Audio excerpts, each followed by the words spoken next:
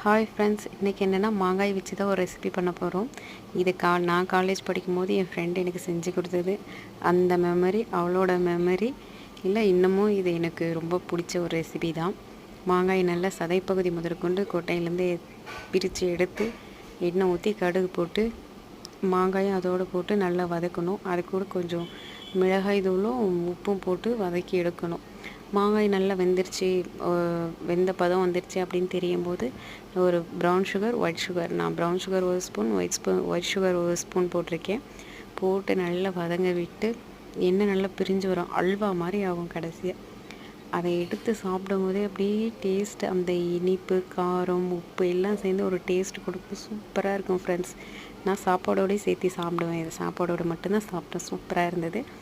நீங்கள் ட்ரை பண்ணிவிட்டு எப்படி இருக்குதுன்னு சொல்லுங்கள். இந்த மாதிரி நீங்கள் ஏதாவது வித்தியாசமாக ட்ரை பண்ணியிருக்கீங்களான்னு சொல்லுங்கள். தேங்க்யூ.